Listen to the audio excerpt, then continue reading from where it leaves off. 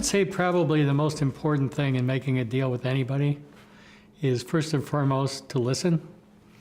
It's really important to understand what the other person wants.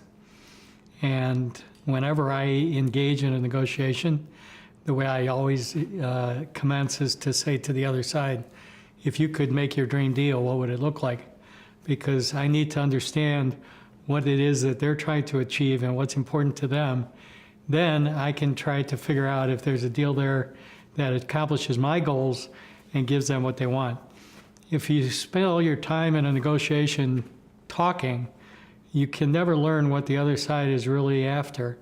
And you can never make a good deal unless it's a win-win for both sides. And it can't be win-win for both sides unless you really understand what the other side needs and what's important to them. Probably the most important thing that I've done in my career, which has helped me succeed, is that I've never thought a deal was too big or too difficult. I really, maybe that's something I learned from my father, but I've never entered into a situation where I said, gee, this is overwhelming, I don't think I can ever accomplish this. I always assume that I can, and then I get involved in the art of the deal, if you will, and I really don't focus on how large it is and how significant it is. The reality is it's just as hard to make a $100,000 deal as it is to make a $100 million deal. The work is the same and the process is the same. One of the most memorable deals in my career, I think probably first and foremost, was when I took Developers Diversified Realty public in 1993. That was a huge transaction in our family's history.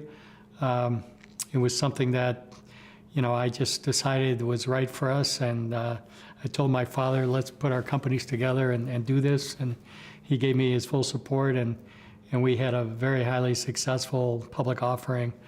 It was a very large IPO for its time, and it was extremely successful.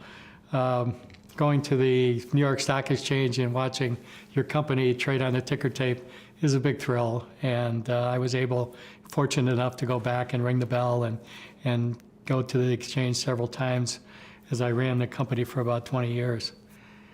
Shortly after we went public, we did another deal where there's a portfolio worth about $500 million that I determined was going to be critical to put our company on the map.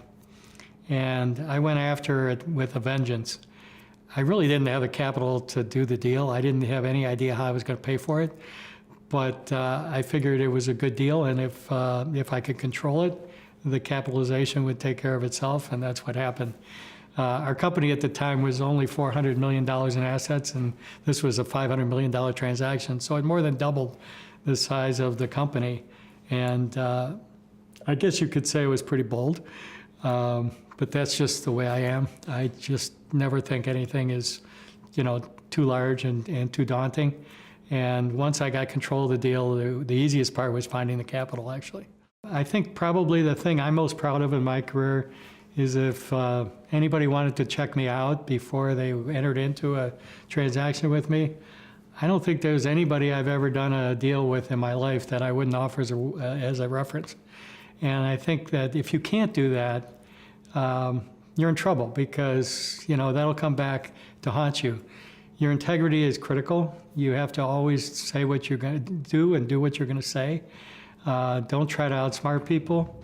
You don't need to outsmart people to be successful.